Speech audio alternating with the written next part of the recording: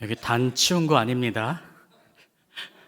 우리 건축마 목사님이 제 사이즈에 맞게 마이크까지 전에 다 이렇게 맞춰서 내려주셨습니다. 참, 품이 넓은 것 같아요. 네, 감사합니다. 오늘 말씀은 사람들로부터 버림받아서 오랜 세월 동안 절망과 좌절의 늪에 빠져 있었던 그러한 사람들 중에 한 사람이 예수님을 만나게 되면서 고침을 받고 구원을 받는 그러한 이야기입니다. 본문에 나오는 베데스다는 당시 유대 사회에서 소외되고 버림받아서 갈 곳 없던 사람들이 머물던 곳입니다. 양문은 성전의 북동쪽에 있던 문입니다. 예루살렘 북쪽에 제물로 쓰이는 양을 파는 시장이 형성되었습니다. 명절 때 제사를 드리러 성전으로 올라갈 때 멀리서부터 제물을 가지고 가면은 그 제물에 흠이 생기게 되니까 혹은 문제가 생기게 되니까 정결한 제물을 드리기 위해서 가까운 곳에서 제물을 구해서 그렇게 드리기 위한 일종의 편의가 형성된 것이라고 할 수 있습니다. 그래서 성전에 제사에 드릴 짐승을 데리고 그 문을 통과했기 때문에 양문이라고 그렇게 이름이 불려졌던 것입니다. 이 문 근처에 베데스다라는 연못이 있었습니다. 벳자다라고도 불렸는데 그건 감람나무의 집, 올리브의 집이라는 뜻입니다. 또는 샘의 집이라는 벳에스다라는 그러한 이름으로도 불렸고, 또 오병이어가 연상되는 어부의 집이라는 벳사이다라는 그러한 이름으로도 불렸습니다.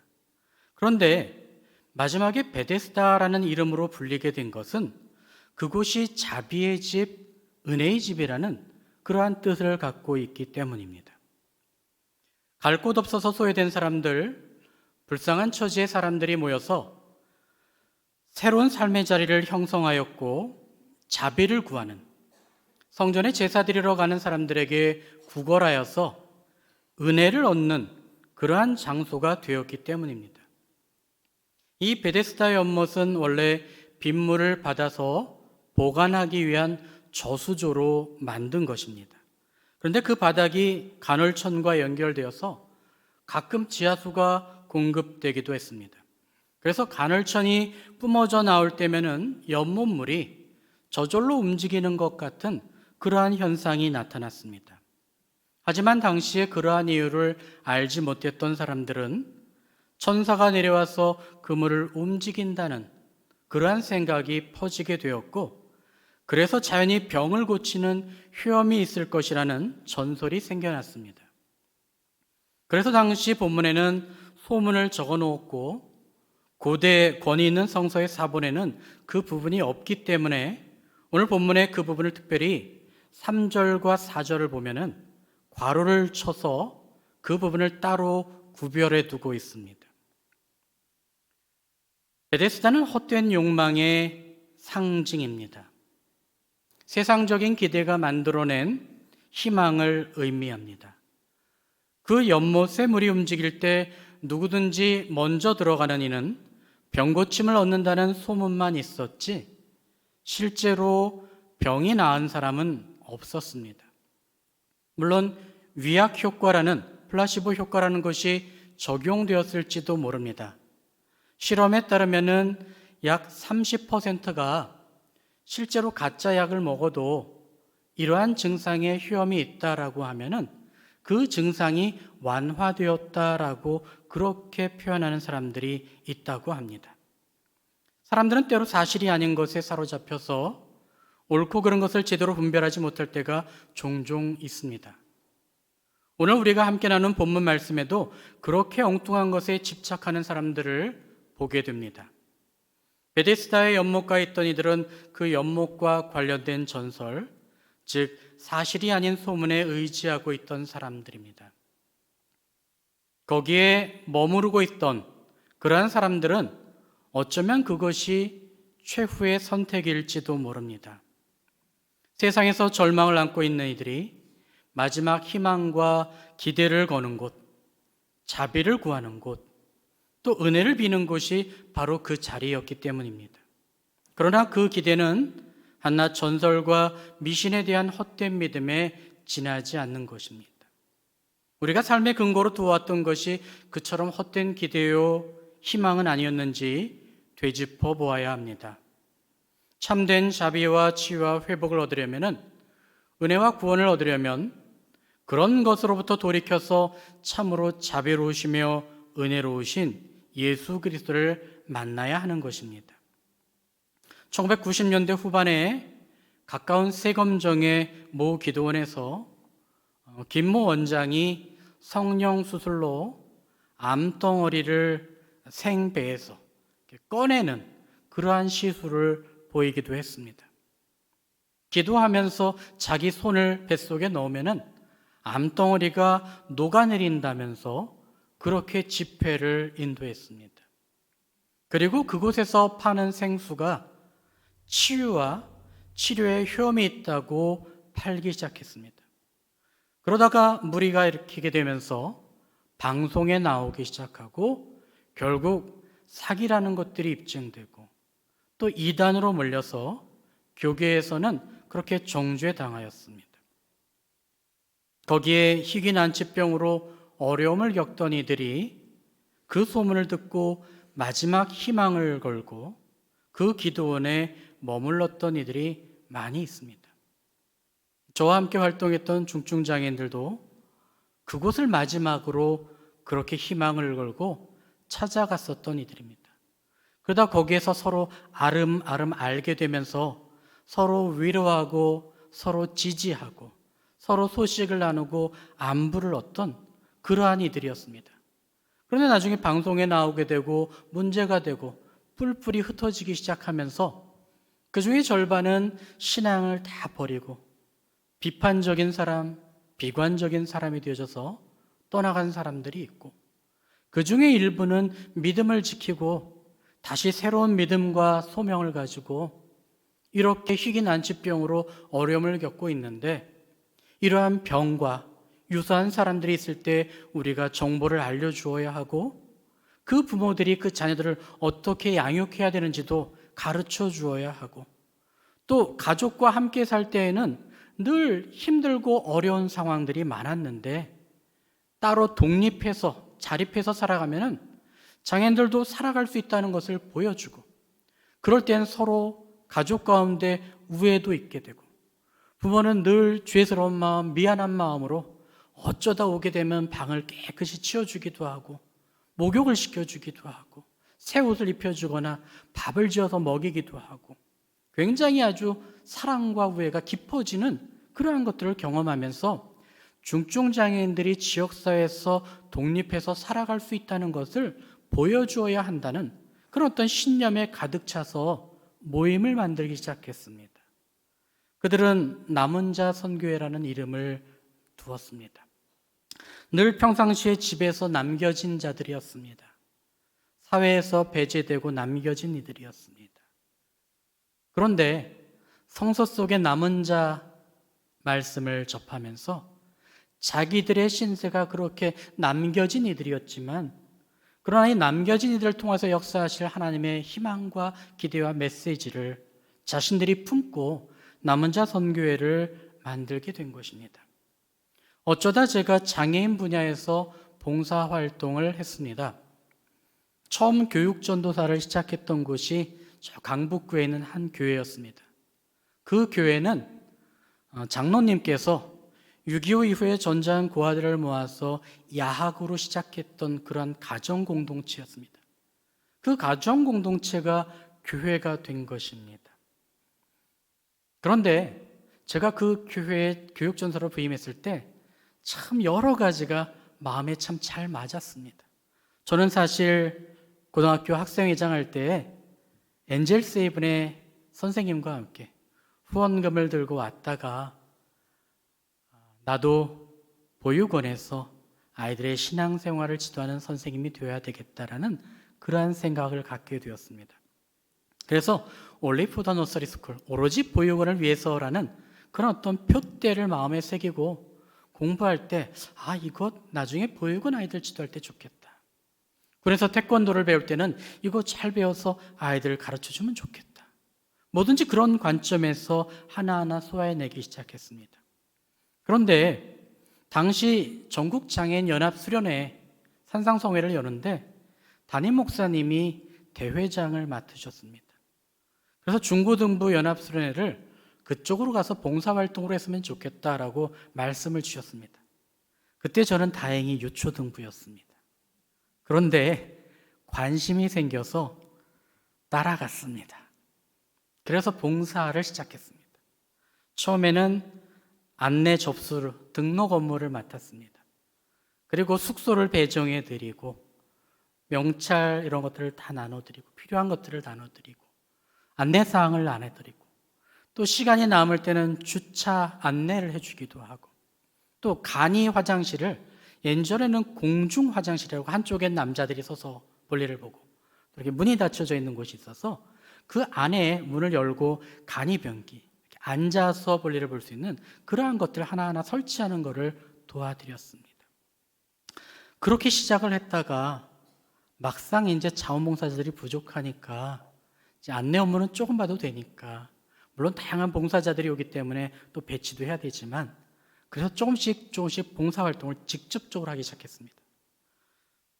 중증장애인들에게 점심을 먹여야 되는데 배식판에 음식을 받아서 나눠주기 바쁜 거예요. 굉장히 많은 중증장애인들이 있기 때문에. 그런데 먹여주어야 되는데 비위가 약해서 저는 먹여주지 못하고 그냥 열심히 날라드리니까 갖다 드리니까 그 요구에 충실하게 열심히 나눠드리기만 했습니다. 그리고 나서 시간이 되니까는 또 그거를 설거지해야 되는 그러한 역할이 있어서 설거지를 하는 거죠. 봉사자들 보니까 남자 봉사자들, 학생 봉사자들은 거의 대부분 그 역할을 못하고 설거지 쪽에 가 있는 겁니다. 저처럼 열심히 나눠주고 설거지 쪽에 가 있는 거죠. 그런데 보니까 여성 봉사자분들은 정말 잘 떠먹여주는 거예요. 모성애라고 그럴까요? 근데 참 비위가 처음에 약해서 그것도 못했는데 그러다가 땀을 흘리면서 설거지를 하다 보니 옷도 많이 젖게 되고 따로 갈아입게 되고 그런 상황이 있다가 나중에 새 옷을 갈아입었는데 예배당 쪽에서 부르는 거예요. 그래서 닦았더니 한 군인이 뇌성마비 중증장애인, 그때는 뭐랄까요? 뇌성마비라고 그랬죠. 지금 뇌병변 장애인으로 저에게 안겨주는 거예요. 화장실에 데려가 달라고. 처음에 받는 순간 몸이 강직돼 있고 냄새는 확 올라오고 이분은 또 제가 처음 앉는 게 어색한 걸 알았는지 팔로 제 목을 감쌌는데 정말 아주 숨이 탁탁 막히는 겁니다. 봉사활동하고 화장실을 꾸미고 그럴 때는 가까웠던 거였는데 숨을 안 쉬고 가자니 너무 힘든 거예요. 그러다 보니까 숨이 거칠어지게 되고 오히려 냄새는 더 확 올라오고 올각지는 알 것 같다고. 그래도 겨우겨우 참고 화장실에 들어가서 간이 변기, 만들어진 변기에 겨우겨우 앉혔습니다. 그리고 나온 거예요. 난 여기까지. 화장실에 데려가 달라고 했으니까 데려다 주었으니까 끝. 가면 어떻게 해줘야 돼요? 다 이렇게 처리해 줘야 되잖아요. 그런 거를 마음의 준비도 몰랐고 알지도 못했고 교육도 못 받았고 생각도 없었고 그러니까 어떻게 해요? 나는 그냥 거기에 충실하게 데려다 주기만 한 것입니다. 그리고 나서 옷에 뭐가 묻었고 냄새가 나니까 다시 가서 새 옷으로 갈아입고 그거를 물에 좀 대충 빨았습니다. 그런데 빨래를 딱 널자마자 또 부르는 거예요. 이거 하나밖에 없는데. 그래서 갔더니 또 역시 맡기는 거예요. 시간이 지나니까 이제 화장실을 가야 될 사람들이 나오는 거죠. 또다시 앉고 나서 숨을 겨우겨우 참아가면서 그리고 나서 또 가서 겨우겨우 또 앉혀놓고 그리고 나왔습니다. 난 여기까지라고 제 수준을 정해놨기 때문에. 그런데 그 인근에서 이렇게 서서 담배 피면서 이야기를 나누는 50대 아저씨들을 제가 그때는 20대였습니다. 접했습니다. 딱 이걸 어떡하지 하고 지나가다가 벗겨보니까 여자야 라는 말에 충격을 받았습니다. 그러고 보니까 제가 장애인들을 여성장애인, 남성장애인 구분도 안 했고 그냥 장애인이라고만 생각을 했던 거예요. 그 당시에는 인권 개념이 약해서 머리를 다 짧게 해놓고 티를 똑같이 펴놓으니까 잘 구분이 안 되는 거예요. 몸이 강직돼 있어가지고 목소리도 이상하고 구분이 안 되는 경우가 많았던 거죠. 그러고 보니까 제가 안고 간 그 두 분이 여자인지 남자인지 생각도 전혀 안 했고 그렇게 무디었던 저였습니다. 그때 뭐로 얻어맞았다는 것처럼 제가 충격을 받아서 아플싸 싶어서 저 자신에 대해서도 생각을 해보고 준비 안 된 사람들이 이렇게 맡으면 안 되겠구나 싶어서 그 다음부터는 옷 갈아입을 생각 안 하고 아예 거기에 가서 여자인지 남자인지 물어보고 뇌성마비 중증장애인들 말하는 게 정말 어렵습니다. 이제는 잘 들립니다. 몇 번을 물어보고 약간 살짝 스캔을 해보기도 하고 여자다 싶으면은 여성 청년들과 봉사자들을 모아서 붙여주기 시작했습니다. 이렇게 저렇게 활동을 하기 시작하면서 소문이 나서 제가 한 9년 정도 봉사를 했습니다. 그러다 보니까 장애인들도 참 많이 알게 됐고 많은 장애인들을 사귀게 되었습니다. 행사가 끝난 다음에 시설에 있는 장애인 친구들을 인근에 갈 때마다 들려서 안부를 나누기도 하고 그렇게 교제를 하기도 했습니다. 그런데 이 청년들이 나중에 자립해서 살아가는 것이죠. 그 중에 처음 남은 자를 꿈꾸었던 그 친구는 한 복지관에서 가정봉사를 가야 되는데 사회복지사가 여성사회복지사 혼자서 가기 어렵다고 저보고 같이 가달라고 해서 따라갔는데 저와 동갑이에요. 근이양증이 있는 친구입니다. 그런데 이 친구가 그 장애인 수련회 갔다가 너무 힘들어가지고 다시는 안 간다고 그랬던 경험이 있는 친구더라고요. 서로 이야기가 되어서 서로 교제를 하다 보니까 이 친구가 비전이 있었고 그 세검정에 있는 모 기도원에서 우리가 뿔뿔이 흩어졌지만 그러나 임대 아파트에 몇 명이 살기 시작하면서 우리가 선교회를 만들었는데 마침 제가 이제 당시 전도사인 걸 알고 우리를 지도해 주십시오라고 요청해서 그렇게 선교회가 만들어졌습니다. 그 선교회가 지금은 20년이 넘어서 장애인 자립생활센터가 되었습니다. 강서구에서 굉장히 크게 하고 있고요. 1년 예산이 작년, 재작년부터 100억이 넘기 시작했습니다. 활동 지원 사업을 크게 하기 시작하는 거죠. 자기들이 정말 그렇게 동료 상담도 하고 장애가 있어서 중간에 장애가 발생한 어려운 사람들을 지원하는 역할들을 하는 거죠. 기존에 자기가 그렇게 이상한 기도원에서 헛된 꿈을 품고 자기 순서가 오기까지 기다렸지만 이제는 그러한 자리를 떨치고 일어나서 다른 장애인들을 섬기고 함께 동료들과 그 센터를 운영해 가면서 활동을 하고 있는 것이죠. 얼마나 참 기쁜지 모릅니다. 한 10년 됐다고 작년에는 여성 중증장애인이 저에게 감사패를 주었어요. 나중에 뜨끔한 게 제가 그 두 번째 안고 갔던 그분이더라고요. 그런데 남은 자를 통해서 자기가 인턴도 하게 되고 처음으로 자기를 버렸던 엄마에게 돈을 벌어서 빨간 내복을 사드리게 되고 그러다가 봉사활동을 하시는 분을 만나서 결혼했습니다. 비장애인이에요. 그래서 살아오면서 자기가 10년 됐는데 이제 장애인 리더가 돼서 그러면서 자기가 그동안 감사했던 사람들을 하나하나 떠올리면서 감사패를 조금하게 준비를 했더라고요. 이렇게 저렇게 자기 삶의 자리를 떨치고 일어나서 활동하는 분들을 만나면서 제가 여러 가지 교훈을 얻게 됩니다. 그리고 은평에 와서도 제가 장애인 복지 쪽에도 같이 관심을 갖고 이제는 지역사회복지 쪽에서도 함께 활동을 하고 있습니다. 그런데 여전히 다양한 문제로 인하여서 어려움을 겪는 사람들을 사회복지 쪽에 있다 보니까 많이 접하게 됩니다. 이 문제가 해결되면 다른 문제가 있고 다른 문제를 해결하면 또 다른 문제가 있고 그러니 이 어려움과 고난 속에서 헤쳐나오기가 쉽지 않은 것이죠. 그러다 보니 사람들이 자기가 기대했던 것들이 실현되지 않고 무너질 때 정말 답답하고 어쩔 수 없는 여건일 때 이상과 현실 사이의 괴리가 커서 절망과 열등감을 느낄 때 그로 인하여서 불안과 우울증에 시달릴 때 점점 주변 사람들과 가정과 일에서 고립되어져 가고 또 소외되어져 가는 그러한 현상들이 나타나고 있습니다. 이것은 세상적인 것에 희망을 두고 마지막 기대를 걸고 있는 것이 세상적인 것일 때 더욱 그러한 일이 벌어진다고 할 수 있습니다. 그래서 그 소망이 충족되지 않을 때 좌절하는 것이고 또한 그로 인하여서 더욱더 어려워하는 것입니다.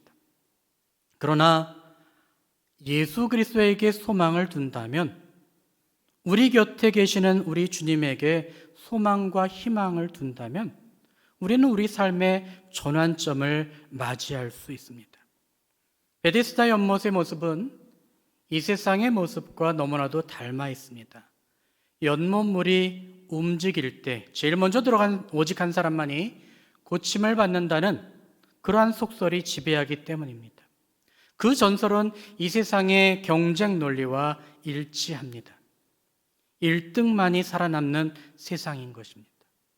제일 먼저 들어가는 사람이 그 한 사람이 되기 위해서 상대보다 앞서야 하는 것이고, 상대의 위중은 안중에도 없는 것이고, 또 상대가 얼마나 오랫동안 그 문제로 인하여서 고난과 어려움을 겪어왔는지 그거를 헤아릴 여유도 없는 것이고, 오직 나만을 생각하게 조장하는 곳이 그 베데스다였던 것입니다.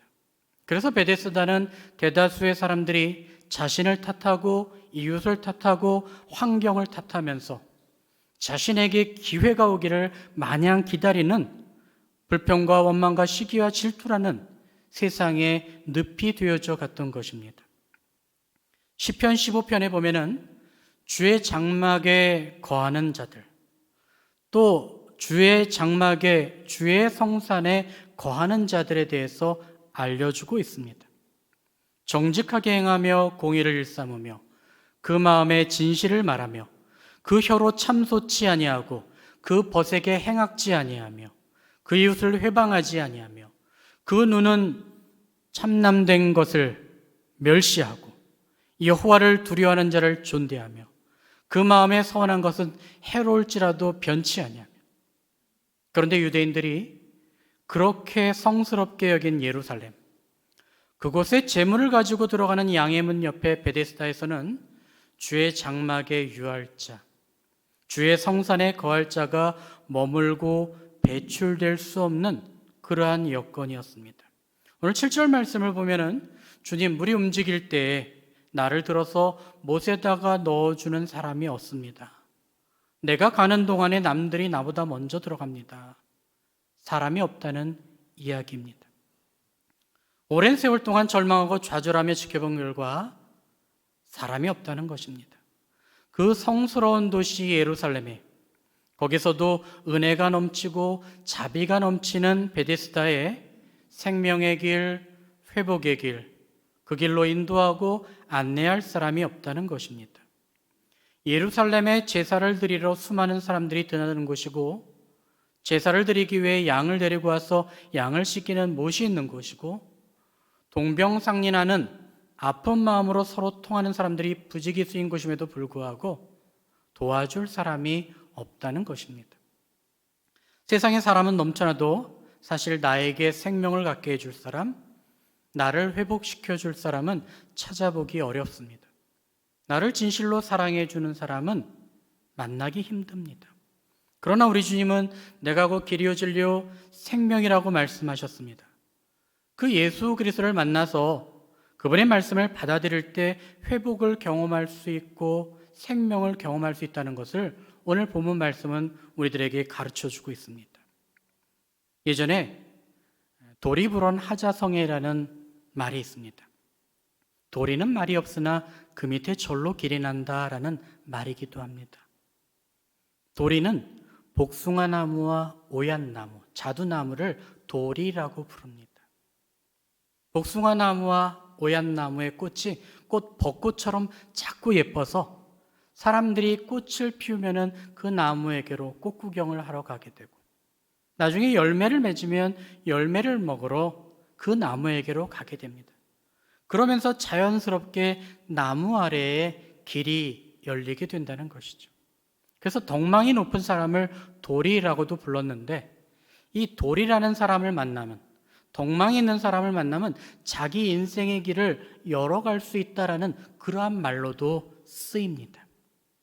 우리들은 그렇게 도리와 같은 덕망이 높은 신앙의 인격을 갖춘 사람들이 되어져서 우리를 통하여서 길이요 진리요 생명이 되시는 예수님을 만나게 해드릴 수 있는 그러한 사람들이 되어야 할 것입니다.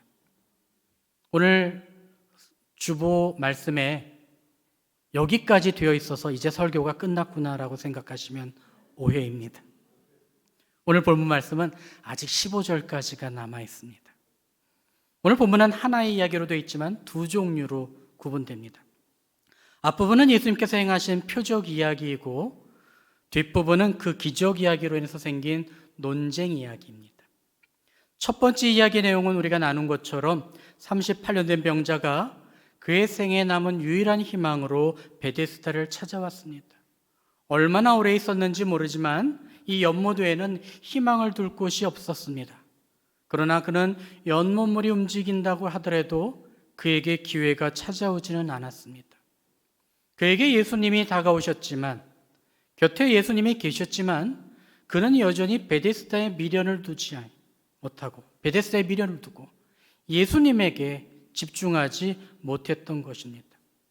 우리 주님께서 곁에 계시는데 그 주님에게 소망을 두지 못하고 엉뚱한 곳에 한눈 팔고 있는 것은 아닌지 돌이켜보라는 것이 오늘 전반부의 말씀입니다.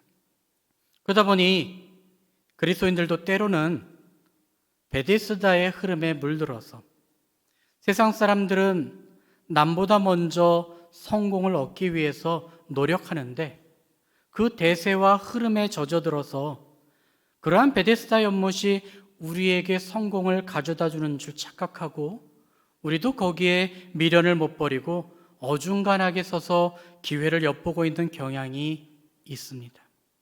그러나 분명한 것은 세상은 그 스스로를 구원하지 못한다는 점입니다. 또한 세상에 속한 자 역시 구원해내지 못합니다. 예수 그리스도를 믿는 믿음을 통해서 하나님께서 세상을 구원하시는 것입니다. 분명히 베데스다는 병자들을 낫게 하는 곳이 아닙니다. 다만 병자들의 희망사항이 물이 움직이는 눈앞의 신기한 현상에 투영되고 반영되었기 때문입니다. 베데스다와 같은 세상의 유혹을 이겨내는 성도님들이 되시기를 기원합니다. 절망스러운 상황일지라도 소문만 무성한 미신이 난무한 베데스다를 찾고 거기 머물 것이 아니라 예수 그리스도를 찾고 만나서 그분의 말씀에 순종하고 자신의 문제를 들고 힘차게 걸어갈 수 있는 성도들이 되어야 할 것입니다. 오늘 말씀의 두 번째 부분에서는 생명의 능력을 보고도 자신이 지닌 신념과 잣대에 한눈 팔려 있는 유대인들을 보게 됩니다. 그들은 하나님의 법을 알고 있던 사람들입니다. 그러나 그들에게는 자비가 없었습니다. 은혜가 없었고 생명이 없었습니다. 사람을 살릴 수도 없었고 실망한 이들에게 힘도 위로도 소망도 줄 수 없었던 이들입니다. 오히려 절망과 굴레를 씌우려고만 했던 자들입니다. 아이러니하게도 자비의 집에 자비가 없었고 은혜의 집에 은혜가 없었던 것과 마찬가지입니다. 첫 번째 이야기의 사람들이 베데스다에 관심이 집중되어 있다면 두 번째 사람들은 율법에 관심이 집중된 사람들입니다. 그들은 예수 그리스도를 통한 생명의 능력을 접하고도 자신들이 옳다고 하는 신념을 고수하던 자들입니다. 다른 사람을 판단하는 일에 자신도 제대로 깨닫지 못한 채 율법을 사용하면서 편견으로 사람들을 판단하던 자들이었습니다. 자기 소견에 옳다고 믿는 그 신념에 사로잡혀서 말씀이 육신이 되신 예수 그리스도조차 율법으로 정죄하고 판단하려 했던 것입니다. 논쟁은 안식일의 문제 때문에 시작되었습니다. 38년 동안 질환을 앓았던 그 사람을 안식일에 치료해서는 안 된다고 여겨왔습니다. 그런데 그 환자가, 그 병자가 나은 것을 가지고는 공격하기에 참 뭐하니까 그 사람이 일어난 것은 안중에 없고 자기 자리를 들고 걸어간 곳, 이것이 율법을 어긴 것이라고 그것으로 올가매려 했던 것입니다. 유대인들은 안식일의 본래 의미를 망각하고 총 39조 234장에 달하는 금칙을 제정했습니다. 안식일에 이러한 것을 하면은 안 된다라고 정한 것이 39조 234장에 달하는 것입니다. 그들은 안식일에 병자를 상에 누인 채 운반하는 것은 허락하지만 병자가 아닌 상을 들고 운반하는 것, 이것은 노동의 죄로 규정을 했습니다. 예수님이 행한 기적에 관심 갖지 않고 그가 율법을 범했다는 사실, 그것을 지시했다는 사실에 집중했던 것입니다. 무엇을 어떻게 보느냐가 참으로 중요합니다. 동일한 것을 보고도 보는 관점에 따라서 한쪽은 구원을 얻고 다른 한쪽은 스스로 파멸의 길로 치닫는 경우가 있기 때문입니다. 제가 군 생활을 하는 중에 군종으로 활동을 하기도 했습니다. 대대군종으로 활동하면서 훈련, 근무 다 서면서 그렇게 이제 군종을 같이 병행하는 거죠. 그때도 참 바쁘게 살았던 것 같습니다. 그런데 저희 내무반 안에 저녁에 점호하기 직전에 좀 시간이 있습니다. 전체 내무반원들이 있는데 그때 고참이 어디 책에서 보았는지 미소를 띠면서 저를 공격할 구실을 찾았는지 혹은 좀 하나 물어봐도 돼? 라고 질문을 하는 겁니다. 네, 그랬죠. 그랬더니만은 저에게 질문을 꺼냅니다. 교회의 십자가 높은 곳에 왜 피레침을 달아놨어?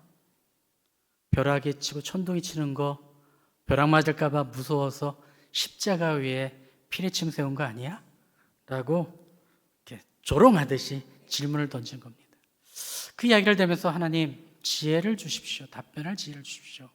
라고 그렇게 짧게 기도하듯이 하고 그냥 답변한 겁니다. 저는 조금 관점이 다릅니다. 십자가는 대속의 의미가 있습니다. 다른 사람의 죄를 대신 짊어진 그리스도의 십자가를 의미하는 것이죠. 그래서 다른 지역에 벼락이 떨어지지 말라고 높이 세워서 내가 그 벼락 천둥 받겠다고 십자가 위에 피뢰침을 세운다고 저는 생각했습니다. 라고 답변을 했습니다. 정적이 흐르고 나서 한참 나중에 이 사람이 교회 나오기 시작하고 저와 성경 공부를 같이 하기도 하고 저의 군동 활동을 아주 잘 도와주는 그런 고참이 되기도 했습니다. 관점을 바꾸면 좋은 거죠. 오늘 말씀은 대치라는 주제를 암시합니다.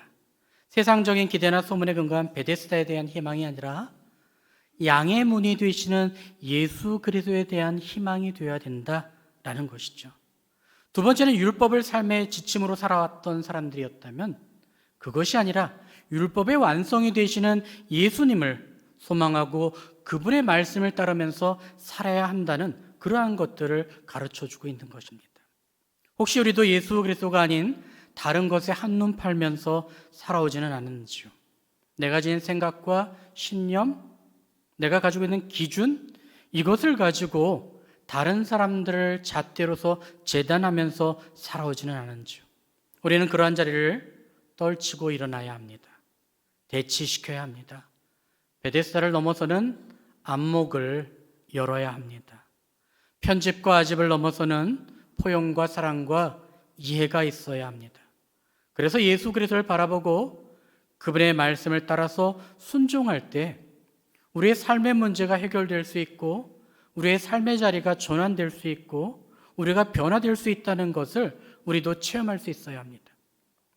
마태복음 11장 28절에서 30절에서 우리 주님은 수고하고 무거운 짐진 자들아 다 내게로 오라. 내가 너희를 쉬게 하리라. 나는 마음이 온유하고 겸손하니 나의 멍에를 메고 내게 배우라. 그리하면 너희 마음이 쉼을 얻으리니 이는 내 멍에는 쉽고 내 짐은 가벼움이라 하셨습니다. 내 멍에는 쉽고 내 짐은 가볍다라고 말씀하셨습니다. 그 말씀을 의지하고 우리는 저마다에게 있는 십자가를 짊어지고 공고한 삶의 문제와 어려운 삶의 자리를 떨치고 일어나서 우리 주님을 따를 수 있는 그리스도인들이 되어야 할 것입니다.